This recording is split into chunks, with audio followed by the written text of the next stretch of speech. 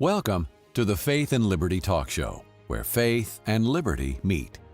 Our host is Dave Garrison from Ohio Christian University, a longtime Fortune 100 company top executive and a former U.S. congressional candidate from Texas. Our goal for the Faith and Liberty Talk Show is to give you an opportunity to listen to interviews and discussions with significant authorities and experts on subjects related to Christians engaging in the civil and political arena. The mission of the show is to give you real information and not sound bites that you can really use. We have a website for the show, faithandliberty.org. At this website, you can obtain more information about the show, our guests, subscribe to our newsletter, and become a friend of the show, and like us on our Faith and Liberty Facebook page. You can also access all of our previous shows.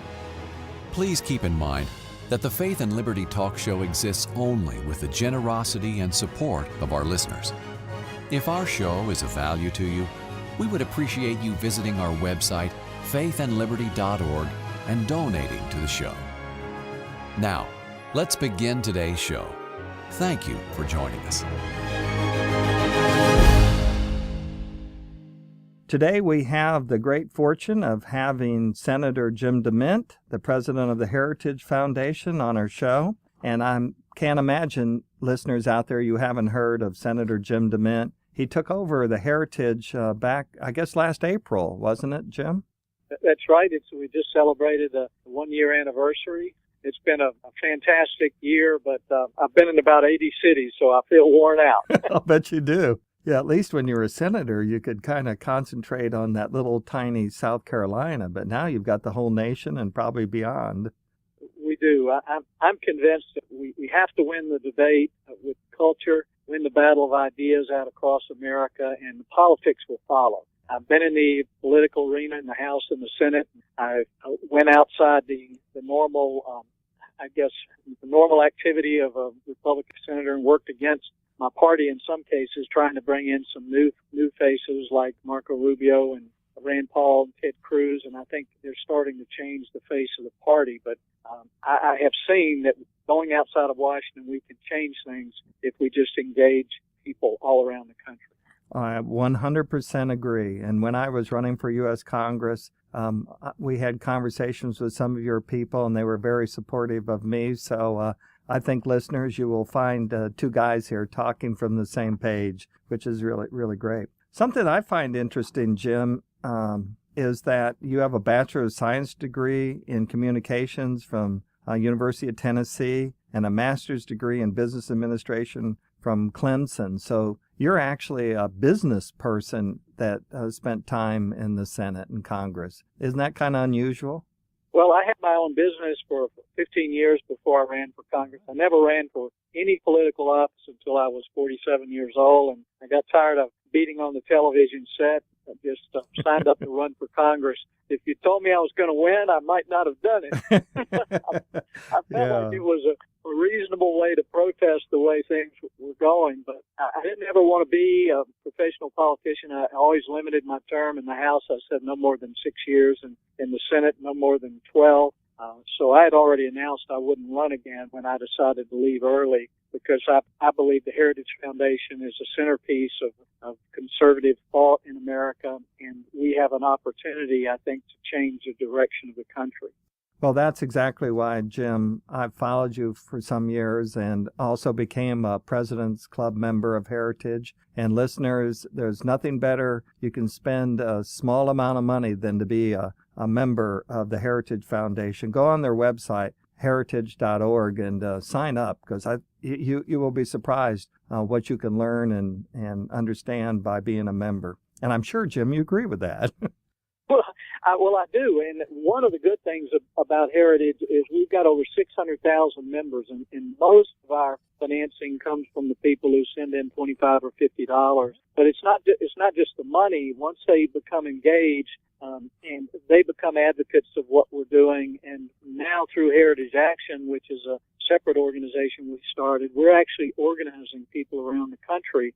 And it's key. We have to win the battle outside of Washington, and I think we have a chance to do that. Well, recently with Heritage Action, you did what was called a tax bomb. Wasn't that what it was called? Yeah, they on tax day, reminding Americans that we needed tax reform. They did, I guess they call it a money bomb. Yeah, that's it. So folks from all over the country send in a few bucks, but when you get hundreds of thousands of people doing it, I think they exceeded their goal of 150,000. But what they do with that is they do have regional people around the country, and then they have about 7,000 or 8,000 sentinels. These are volunteers who are trained to know how to call their congressmen, send emails, know how to write op-eds, know how to have little groups in their homes to get people organized and registered. They don't endorse candidates, but what we do is build support for the right ideas. And if we do that on a broad enough level, it essentially forces the candidates to run on our ideas. Well, I think that's a great technique, and I'm glad you all do that, and hopefully you'll do some more of that. Oh, yeah, that's why I'm there. I think I've told folks when they said you don't have a chance, I said, well, I may not, but I'm going to go down swinging. Well, let me ask one question about Heritage. You succeeded Ed Fulner, who is a wonderful person, a great conservative, and been involved in the conservative movement for a very long time. That was pretty big shoes to fill, I think. They really are, and I look at it as I'm standing on his shoulders. I'm not trying to fill his shoes. So we're trying to build on what he and Phil Trueluck and others at Heritage have built over 40 years. And remarkably, they have a very young, talented staff. We've got almost 300 people in a building that's 2 blocks from my old Senate office. So every day we have congressmen and senators coming in and out of the building. We are training people to argue cases in front of the Supreme Court. Former Attorney General Ed Meese, part of Heritage for years. Every day I find out something Heritage is doing that I didn't know they're doing. But it's an incredible organization to work for. And now with Heritage Action and the new communications thrust that we have what we call a 1-2-3 punch, that we have the right policies based on good research.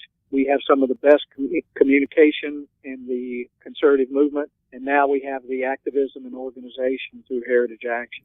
Being the dean of the School of Business and Government at Ohio Christian University, just about every spring we bring a big group of students down, and you have some of your senior fellows come in and talk to them, and sometimes I grill them, like Romina and Bochia. Yeah. And yeah, she is really sharp. Yeah, she is great. So she and I kind of debated some stuff back and forth in front of the students, and that was a great event, and I really appreciate that Heritage does that for Ohio Christian University. Let's get into the reason I wanted you on the show today, and that is your new book, because I've been really fascinated, as you and I talked before the show. I actually read the book over the weekend. Listeners, Jim, you can just close your ears here for a minute. The title of it is Falling in Love with America Again, and for me it was fascinating for a couple of reasons. First, it is well written and written plainly so that anyone can pick it up and grab it. I don't care what your education level is, you can read this book and get something from it. And secondly, I love the well-reasoned arguments. It wasn't just throwing a bunch of facts and figures out there, but it was really well-reasoned.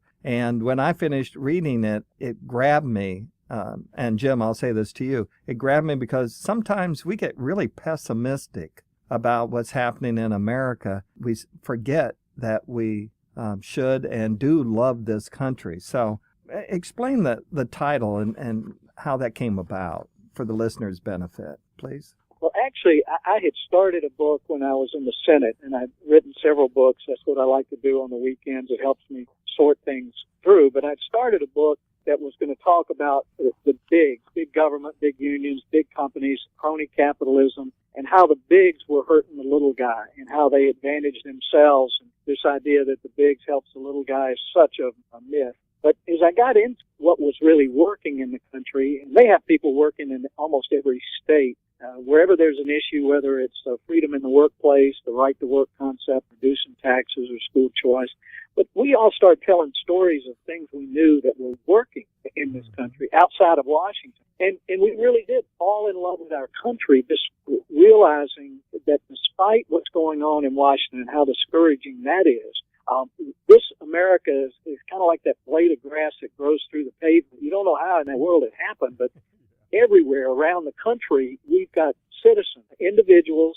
A lot of them are faith motivated. A lot of them have had terrible problems themselves with drugs or alcohol or unemployment, and they've come out of it, and now they're trying to help others. And you've got groups of people forming schools that are helping poor minority children much more than any traditional public school has. So what we did is we went from having a book about something else that was wrong in America to wanting to talk about what was working in America. And we changed the title from Bigonomics to Falling in Love with America Again, because that's what we all did as we sat around sharing stories about what we knew was working. I thought that was excellent. If somebody had told me that that was going to be the title of a book you wrote from Heritage, I probably would have been surprised. But now, having read it, I'm not surprised at all. Let's take a moment here. We usually, and our guests usually do this, and the listeners really like it. Would you talk a little bit about kind of your faith background, your journey, for the listeners' benefit? Well, I came to the Lord, I guess, kind of late when I was 25 years old. And it's, I guess, kind of a long story, but it went back to a couple of guys from Campus Crusade when I was in college came to visit my roommate. And strangely, they were talking about a book called The Late Great Planet Earth. Oh, yeah, I remember it. And they got through talking. He kind of laughed after they left. He threw the book across the room to me, and I looked at the title and laughed and threw it back. And it's funny how things stick in your mind, but after a couple of years later, I was married. We were living in North Carolina. My wife was shopping in one store. I just went in the bookstore, and I'd been searching. I mean, you've heard it many times from people who just seem, you think you have everything you want. I just got married. I had a job that was paying more money than I ever thought I could make. I think it was $11,500 a year, but it was more money than I've ever had since. That was a good amount back then. It was good. Yeah. But I had actually pulled out my Bible several times, and I always started in Genesis, and by the time I got to Exodus, I was lost. Yeah, but, sure.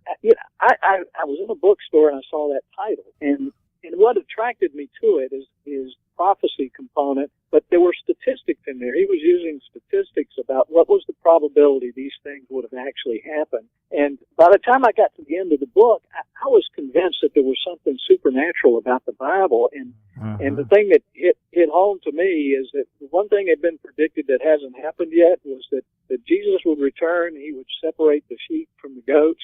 And I wasn't real smart then, but I knew I was not a sheep.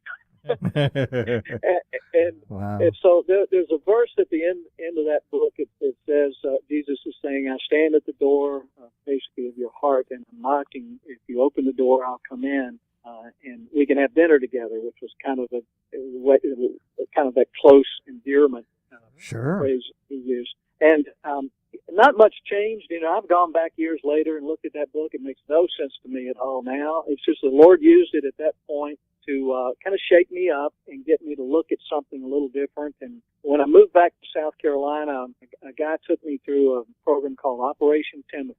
Oh, yeah, sure. And it's a discipleship program, and I started reading verses that, in John and others, if you confess your sin, he's faithful and just to forgive your sins and cleanse you of all unrighteousness. Those kind of things sounded real good to me because I had gone through the college in the late 60s and 70s and had a lot of baggage that I wanted to leave with someone else. And so it was a pretty good offer.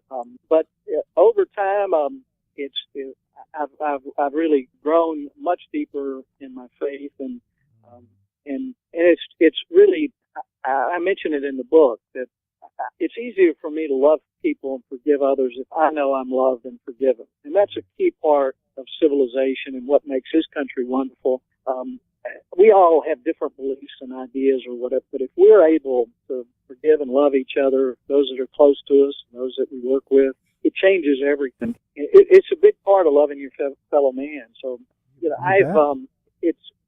my life verse is Galatians 5:1. It's for freedom that Christ has set us free. And I realize, as I think the people who settled this country did, is once you have that spiritual freedom that comes from the forgiveness and love of Jesus, you also want economic and political freedom. Absolutely. And that's what happens in the house churches in China and all over world, as people understand that freedom that we have in Christ, it begins to bubble over. And so it motivated me to run for political office. I saw so many of the things I cared about that the federal government was actually interfering with. The little platoons I talk about in the book, I saw so many people doing good things that were trying to fix problems the government had started, broken families, and we were dealing with so many issues that were just the result of bad policy that encouraged dependency rather than self-sufficiency. So I've been working on a lot of those ideas since, and it's certainly been hard to turn it around. It's hard to find reasonable voices in Washington, but I'm still convinced, after talking with thousands of people in the last year since I came to Heritage, most Americans still have these same basic ideas on their heart. If you take the political labels off, there's still a broad consensus around these traditional conservative ideas. So what we're trying to do is communicate the ideas in a way that's not political, and to help people see what's really working, what really does help the poor, what really does create better schools, what really does create a better economy. Forget the political theory. We've got stories throughout the book of things that are actually working in America now at the state and local level because individuals and small groups have decided they're going to change things. This is Dave Garrison. We're here with Senator Jim DeMint, the president of Heritage Foundation. And after a few words from our sponsors, we'll rejoin the conversation. You are listening to the Faith and Liberty Talk Show. We hope you are enjoying this week's show. After a short break to hear from our sponsor, Ohio Christian University, we will rejoin our host, Dave Garrison, and this week's guest. Ohio Christian University is one of the fastest growing universities in the nation, offering undergraduate and graduate degree programs fully online in the areas of business, psychology, chemical dependency counseling, nursing, and ministry. You can earn an accredited, relevant, and affordable online degree, all from the comfort of your home. Now is the time to prepare for your future and earn your degree with Ohio Christian University. Call today at 855-OCU-GRAD or online at ocuonline.com. You are listening to the Faith and Liberty Talk Show, where faith and liberty meet. Now, back to the discussion with our host, Dave Garrison, and this week's wonderful guest. This is Dave Garrison, your host for the Faith and Liberty Talk Show. We're here with Senator Jim DeMint, and we return to our conversation. Well, let me ask you then, since you've discussed your faith so well, I really appreciate it. And you talk about this some in the book. Do you think there's a serious assault on religious liberty in America right now? There's no question about it. It's more serious than I've ever seen. And if you know anything about history, it is really scary. What's happening now is, and the thing that's held America together, despite our differences, and certainly we've had major failures like the Civil War, but most of the time we have been the most diverse nation in the world because we have people from all over the world of different faiths and nationality. But we've been more united than any other nation in the world because we've allowed the freedom of people to believe and do things that are different. I know it hasn't been perfect, but it's been remarkable when you compare it to other nations. But when you have one-size-fits-all solution and you start forcing everyone into the same school and it fails half of the kids, or you force everybody in the same healthcare system and force people to pay for things that they find morally objectionable, you force photographers or bakers or whatever to participate in activities that violate their conscience and religious faith, then you start getting the division, the resentment, and that's what's happening in our country today. The more you centralize power, the more you divide people. Instead of remembering that America was different than any other country in the world because we were built from the ground up. We were not centrally controlled or planned, and it created, remarkably, the most united country with ideals that, in fact, unite the world.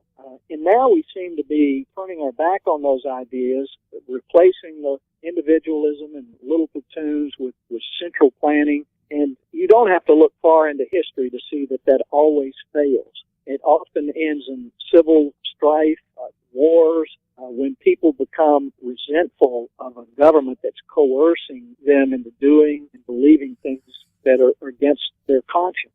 And you use the word coerce. You really mean that word coerce, don't you? Well, we're seeing it all around us. There's widespread intimidation that has been going on for years. The first book I wrote was called Why We Whisper, and the subtitle was Losing Our Right to Say It's Wrong. And it just came from experiences in my campaign where I spoke out based on moral beliefs that were fixed because of my faith and Judeo-Christian values, and how I was just pummeled by the media and by the political class. But every place I went in South Carolina when I was running for the Senate and I was being pummeled in the media, people would come up to me and sit and whisper, "Keep fighting, don't back down." And I just found that no one publicly came to my defense because it's so intimidating. And it's even worse today. There's such a hysteria in the media and from groups that are they're just waiting for someone to say something, like the guy who ran the Foxfire search engine out in California, Yeah, Mozilla, yeah. Mm-hmm. Yeah, traditional marriage, and yeah, years 6 later, years ago. forcing him to resign because he gave thousands. So they create such intimidation, and you see it in the business world. They cow so quickly. They're politically correct. They don't want to be attacked or boycotted. And it really is just left to all of us of faith to realize this idea of separation of church and state is completely bogus. Right. It's not in the Constitution. Right. Our country was built on the principles and the morality that comes from the Bible, and we have to stand up for it. We need to get pastors to come out from behind the walls. 2 hours a week on Sunday is not going to help. We need them defending people who stand up for the morality and their own beliefs. Now, don't get me wrong. I don't think we should use the government to coerce people to believe what we believe or to accept our morality. We have to allow people to live the way they want, even if we disagree with them. But we have to hope that they will allow us to live the way we want and to believe the way we want, even if they disagree with us. Well, something that really troubled me when I was running for Congress, and I'd go visit lots of pastors because I felt as a man of faith, I would have an ally. And this is in Texas, which is a pretty religious state. And I'd sit down with these pastors and talk to them, and they'd say, well, abortion, that's a political issue. Homosexuality, same-sex marriage, all those things, those are political issues, and I just don't feel comfortable talking about those with the people. And I just shake my head. Have you seen or heard some of that same logic? Oh, yeah. That's what the scripture refers to, religion without power, and there's really nothing behind it. And it's so different than when America was formed and pastors were not only the religious leaders, but the moral leaders. They ran the charity groups. They were the leaders. And there's still a lot of them out there. Oh, there is. I don't want to get too discouraged, but so many of them are afraid, and they're playing it safe, and they don't want to offend people. And most of all, they don't want to be called haters. Right. That really hurts you. I know I really do love people. I mean, I care. I want to serve folks. I want to be a servant leader, and it just really hurts me when if I take any kind of moral view, they say I hate people. If you believe in right and wrong, you hate people. And I don't know how anyone's ever raised children to say that, because you have to tell children when they're wrong. But that doesn't mean you hate them. It means you love them most of the time. Right, absolutely. But now in politics, if you think something is wrong, and even if you have statistics to show that it's a destructive type of behavior, people are going to come after you. And if you don't have some allies who will speak up, you become a unilateral target that's easy to take down. And people become so intimidated that they just shut up. And that's what's happening. Good men are doing nothing all over the country. And we were warned that, if you want evil to prevail, then all it takes is good men to do nothing. This is Dave Garrison. We're here with Senator Jim DeMint, the president of Heritage Foundation. And after a few words from our sponsors, we'll rejoin the conversation. You are listening to the Faith and Liberty Talk Show.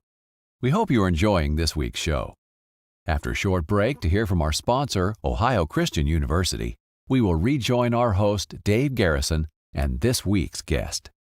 Ohio Christian University is one of the fastest growing universities in the nation, offering undergraduate and graduate degree programs fully online in the areas of business, psychology, chemical dependency counseling, nursing, and ministry. You can earn an accredited, relevant, and affordable online degree, all from the comfort of your home. Now is the time to prepare for your future and earn your degree with Ohio Christian University. Call today at 855-OCU-GRAD or online at ocuonline.com. You are listening to the Faith and Liberty Talk Show, where faith and liberty meet. Now, back to the discussion with our host, Dave Garrison, and this week's wonderful guest. This is Dave Garrison, your host for the Faith and Liberty Talk Show. We're here with Senator Jim DeMint, and we return to our conversation. You tell these great stories, and that's one of the beauties of the book, because in each section you point out these platoons. And before I share one of my favorites with the listeners, would you describe what the platoons, the idea of that in your book? Well, Edmund Burke used the phrase over 200 years ago. He was a British statesman, but he was a supporter of the American Revolution. He said a lot of great things, but one of them was explaining that the little platoons in our lives, that means our families, the church groups, the small business we work for, the shops where we do business, the charities that we help, that is the germ, or the first step in public affection, as well as our love for our fellow men. And so the point there is it's a ground-up phenomenon. It's not a top-down. We don't love America because of the big government and the big edicts that come down from Washington. But we love America because of the people around us and the freedom that we have to associate with who we want, to work where we want, to believe what we want. Once the government starts interfering with that interaction of little platoons and that freedom that comes there in our families and the groups that are around us, it starts dividing people and creating all kinds of resentment that affects our love for our country. And if we can move back to that, I think the good news I'm trying to bring out in the book is we don't have to take 20 or 30 years to turn things around. All we need is people in Washington to let go of more of the power, and let more of the choices in schools flourish, and stop serving the teachers' unions and start serving the people. The same with health care. We need 50 states competing for the best health care system, and they can share ideas like they're doing now in education. We can do that in energy development. North Dakota is an incredible example of creating opportunity for people, creating a more stable energy supply for our own country, and making us more secure as a nation. But we've got the federal government trying to close that down wherever they can. So I'm asking people to take off the political label. Forget who you called yourself in the past. Vote for yourself, for heaven's sakes. Don't keep voting for people who are making these false promises in Washington. Well, the one story, having spent most of my life in San Antonio, you bring up a guy by the name of Jubal Garcia of Outcry in the Barrio. And you quote him as saying, freedom is more difficult because bondage does not involve responsibility. That's a profound statement. What did that statement mean to you when you heard this? Well, I've seen it lived out in so many cases. Once you can take away someone's dignity and make them dependent, it is a type of bondage. And that's why I look at people who are dependent on the government not as freeloaders, but as victims of a system that we've allowed to rob people of their dignity and self-esteem, and that love of self that comes from feeling like you've accomplished something. You don't have to ever make $1 million. The happiest people I know in this country are those who are just getting by, but they're making it on their own. And that's what you see in these stories. And we just wanted people to hear them and know that they were going on, because if all you do is watch the news, you think we've lost our country already. Yeah. I think there's a chance we could lose our country if we don't wake up, but we only need to wake up a few more people in this country to begin to change Washington. And we don't need Washington to do anything except to let go power and empower others to do what's already working. You know, there's a phrase that we hear a lot is called, "What were you thinking?" And people say this. And that story that you told, and around that about a program for the homeless where they gave them an apartment and $750 and then told them they had to pay $110 for the apartment. But this program that they had they gave homeless people these apartments and the $750 and said, oh, that'll help them get off the street and get straight. Well, and I forgot who said it, but the sociologists who came up with this, they may have a PhD in sociology, but these folks have a PhD in streetology. So they immediately took the $650 and bought booze and drugs and everything else, and all they did was enable them. And of course now, as you were talking about with Jubal Garcia, they got, they're now victims of this thing. Instead of helping them, you facilitate their problem. And that's what happens so often. That makes me crazy. I think it was somebody in the Johnson administration that you quote, where he said, the way to eliminate poverty is to give the poor people enough money so that they won't be poor anymore. I mean, the logic of that just confounds me, and I'm sure it does you too. It does if you've ever really worked with poor. I mean, often it's a spiritual problem, it can be an emotional problem. There's mental health problems, and I know we've tried to move the homeless in Greenville, South Carolina, into a facility where they could be taken care of. It just doesn't work because there are other problems there. But many times it is a spiritual issue that can be addressed. That is, and if all you do, and that's the problem with the left, they see everything in a material fashion, a secular fashion, and you can't fix problems unless you understand human nature, right, and you understand the spiritual battle we're all in. That doesn't mean the government has to teach religion or be spiritual, but right, it has to allow the people to include that in the solutions. And when you take a ministry like Chuck Colson's prison ministry, and they're always having to fight the doggone government, even though their results are so much better than any government program because they have a faith component. Right. But the government's trying to snuff it out and replace it with something that doesn't work because they say there's got to be a separation of church and state. That's not true. There's nothing in the Constitution that would suggest that we cannot have a prison ministry that doesn't take any tax dollars and help people with it. So I think we just need to look at what works. And if something that has a spiritual component works, let's let it work. Absolutely. Another thing that jumped out at me, and this is kind of a sidebar, I guess, but I was thinking as I was reading your book of Newton's third law of motion that says for every action, there's an equal and opposite reaction. So how does this work for federal programs upon the states?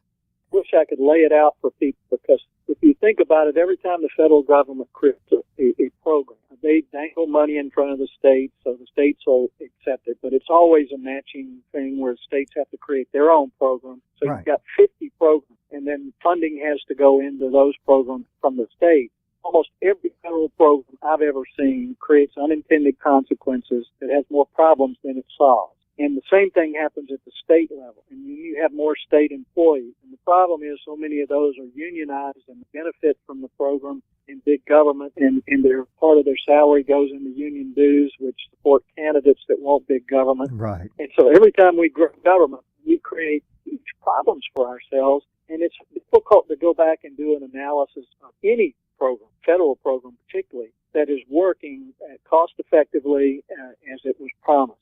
I can't think of one. Not one. This is Dave Garrison. We're here with Senator Jim DeMint, the president of Heritage Foundation.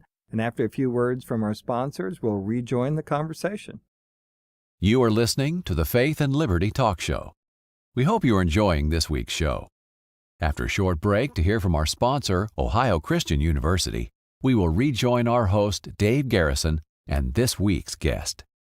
Ohio Christian University is one of the fastest growing universities in the nation, offering undergraduate and graduate degree programs fully online in the areas of business, psychology, chemical dependency counseling, nursing, and ministry. You can earn an accredited, relevant, and affordable online degree, all from the comfort of your home. Now is the time to prepare for your future and earn your degree with Ohio Christian University. Call today at 855-OCU-GRAD or online at ocuonline.com. You are listening to the Faith and Liberty Talk Show, where faith and liberty meet. Now, back to the discussion with our host, Dave Garrison, and this week's wonderful guest. This is Dave Garrison, your host for the Faith and Liberty Talk Show. We're here with Senator Jim DeMint, and we return to our conversation. Do you believe that America can be rescued before it bankrupts or morally collapses? In other words, are you positive towards America, or are you pessimistic? I am positive, but I'm assuming two possibilities. In one way or another, what we're doing is important. Yeah. Because if we do run into a wall and go bankrupt, there are going to be people telling us, okay, how do you put it back together? And that's when generally the socialists, the tyrants, have come into other countries in the history and say, okay, I can save you, give me all the power. What we're saying is that if the federal government backs itself into a corner, what we're trying to do is make sure there are at least half of the states that are prepared to take more responsibility themselves for their schools, their health care, their own economies. And so that's a big part of what we do at Heritage is just continue to work with states. And Texas is a great example to do the right things in every category. And they're creating a third of all the jobs in the country right now. Mm-hmm. And other states are trying to copy them. But I'm hoping, and the reason I left this in early, that we can stop the bleeding this year is 2016, turn things around. And if we're going to do that, we're going to have to educate people around the country about what makes life better for them. What are the public policies that really help? And the youth are key to us. They don't have the benefit of time. They can't compare the way things are now with the way they were 30 and 40 years ago. Problem is the youth are the most ripped off generation that ever has been in America. They're going to have to pay for Obamacare and all our debt. They're going to pay for Social Security and Medicare. They just don't know it yet. They don't know. By the time they figure it out, and like most of us, I didn't start thinking politically until I was over 40 years old. I had a family, 4 kids, and I was just trying to survive. Right. And I realized, though, that while I wasn't paying attention, I wasn't interested in government, they were interested in me. And they were causing me to make decisions in business I didn't want to make. They were starting to affect work I was doing in charity and faith. So I think we can wake people up. I've met with enough student groups, a lot of minorities around the country. There are issues that unite people. The school choice issue unites people now more than it ever has. Developing America's energy unites people from the right and the left. Developing a stronger defense, such as missile defense, given what's happening in Iran and Russia and North Korea. People say, that makes sense. So that's what we're trying to give people around the country. We need to tell people running for Congress, let's let the states do it. Yeah. As a federal candidate, we need to focus on the things that the federal government should and can do. Well, that brings me to, you talk a lot about the bigs in your book. And you cite that, I don't know how long ago, but it was a poll taken by Gallup, and I think they do it every year, about their views of the institutions they trust and the ones they don't. And you make some really great points. What is it that causes Americans to trust bigs? And you may want to explain what you mean by bigs in your book and why they distrust other bigs. Yeah, for the most part, the people trust those smaller institutions in their lives. I mean, their church, the police force, they trust the small businesses. The military, yeah.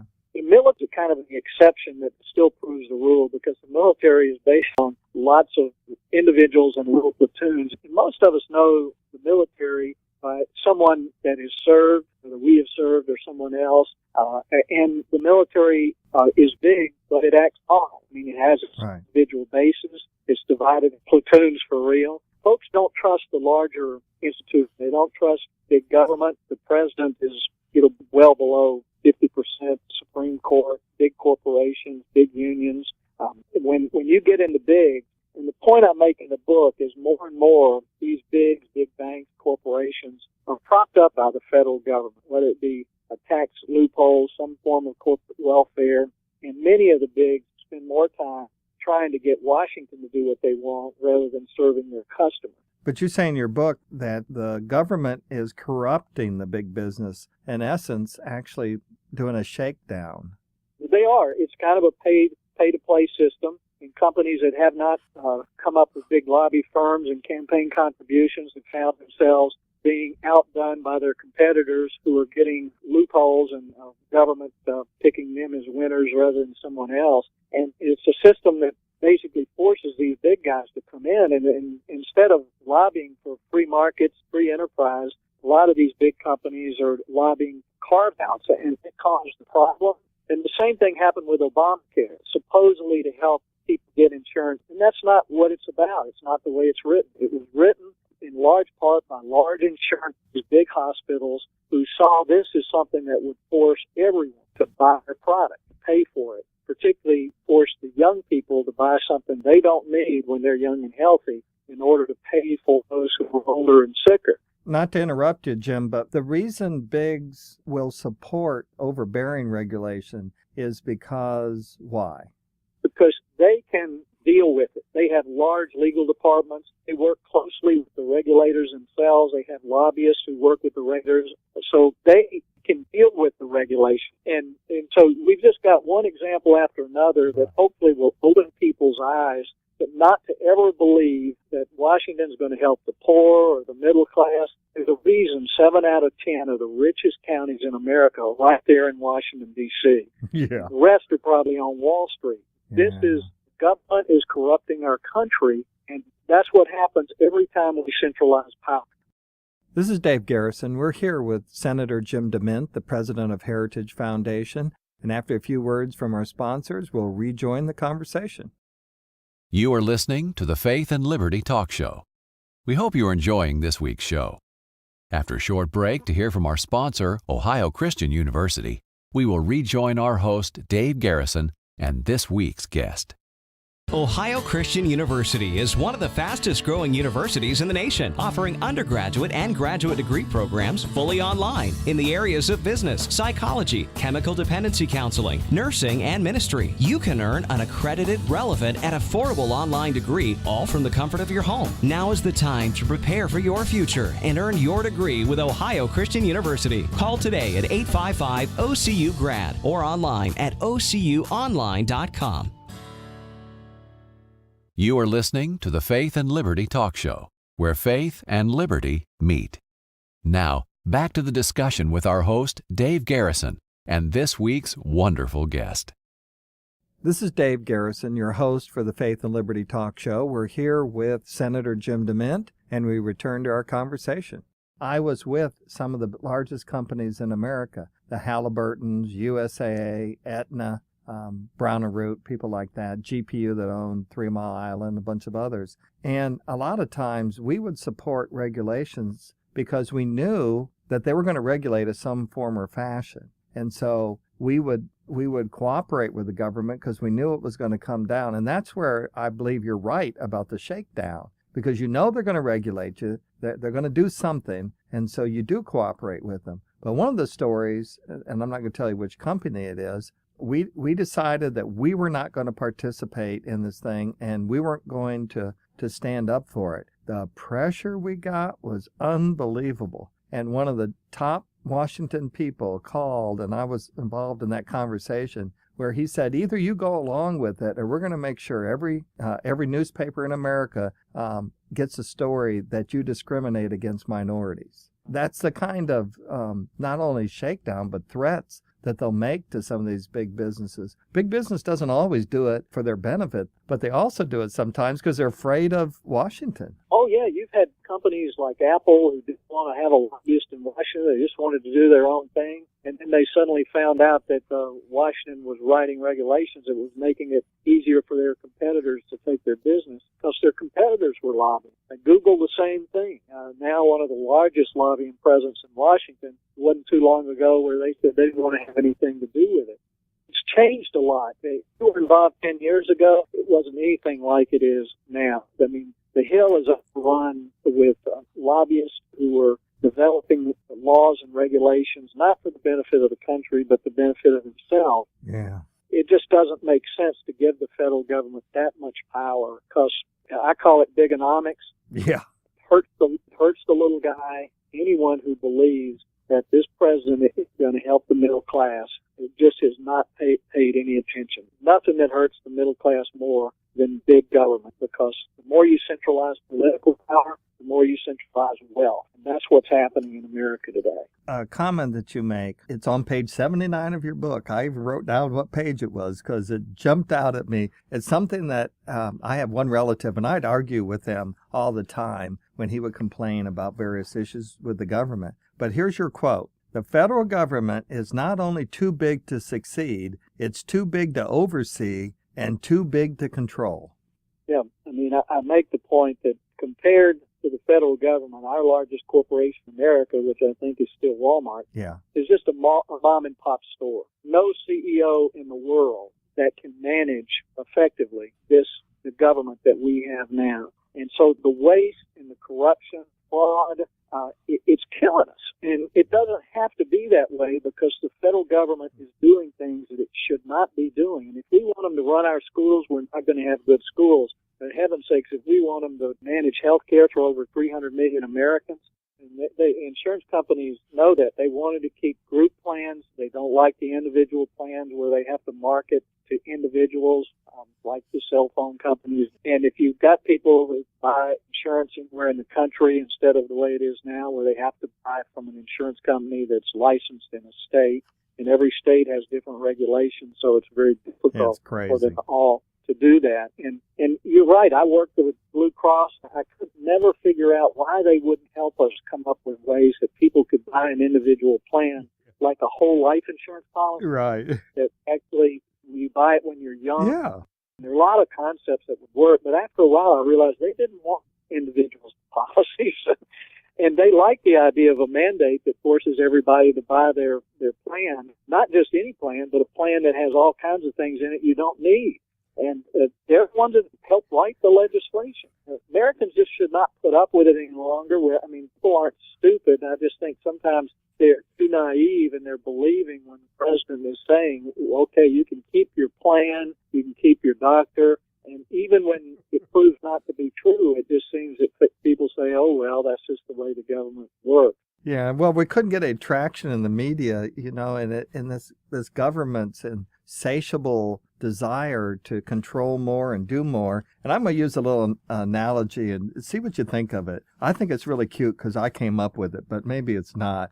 I've been telling students here at Ohio Christian, and we're very, very much involved as a school in what's going on both spiritually, politically, and in many other ways. Matter of fact, the other day, the producer of this talk show was sitting across from me. She went out and bought 5 cases of paper. And then we stacked up 21,762 pages. It was 7 foot 3 inches tall. And that represents the current number of pages of regulations under the Obamacare, just the Obamacare.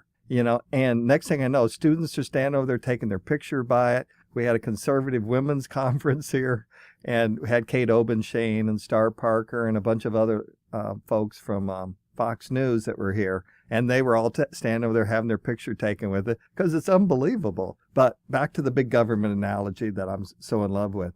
Some years ago, there was a musical called Little Shop of Horrors. And in this musical, the flower shop owner had this plant, and this plant kept calling out for more meat or blood. And he kept feeding the plant, and the plant just kept eating and eating and eating. And no matter how much he gave it, it was never enough. And so pretty soon by the end of the show, the musical, the flower eats the flower shop owner. And to me, that seems kind of like the government. It's gotten so big, it just wants more and more and more. And somebody's got to stop it because the government in and of itself, I mean, frankly, Jim, I don't have any confidence that particularly this current Senate and House of Representatives and administration will fix this thing. Yeah, they're going to follow what they think the people will go along with. And if they think the people can be duped, that's what they're going to do. What I'm convinced that we have to do is just go talk to Americans about how to make their life better, what makes sense to them. But we got to win the hearts and minds of Americans. We have to talk to them about how a strong economy creates opportunity and a better way of life, how a strong culture is critical to making that happen. And a strong culture in society, a safe place for kids to grow up, a community where people get along, that's something all families want. All they have to do is look at cities like Detroit that have been managed by the ideas of the left to see where Obama's taking us. And we can stop it, and I hope to be a part of leading that effort, but only if Americans particularly good Americans, Americans of faith, many who are not involved in the political process at all because it's so negative. What I tell them is you don't have the right not to be involved. That God has given us this wonderful garden called America, and He has made us stewards of this garden. Right. It's we the people are in charge. Cultivating it. We don't think we're going to be accountable. They're going to say, okay, we gave you 10 talents, buddy. What did you do with that? And, I didn't want to get involved because politics was so negative. And it is. I'm sure you found that out when you ran. Yes. With that.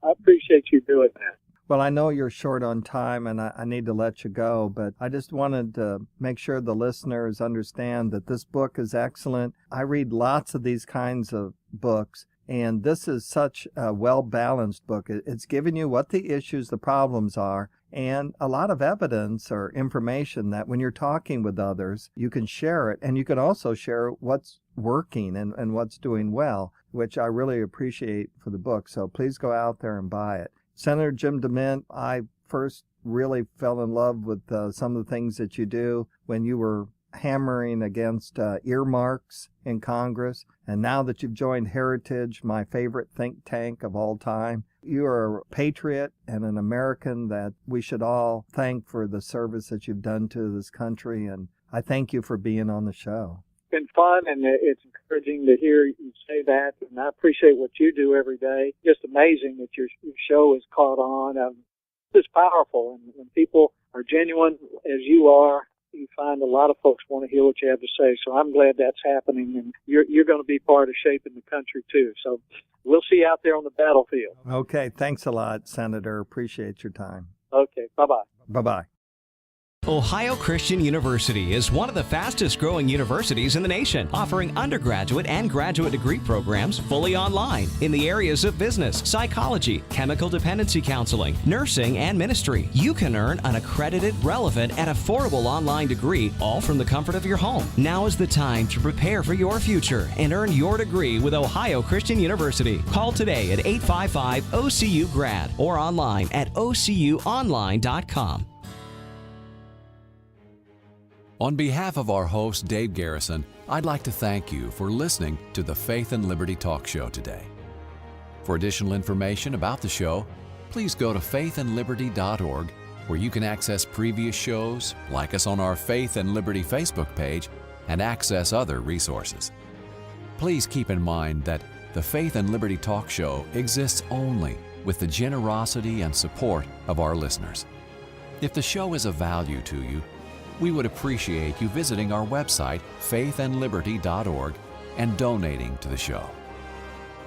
The opinions and comments represent the views of our speakers and may or may not represent the views of Ohio Christian University. May God bless you, and thank you for listening to our show.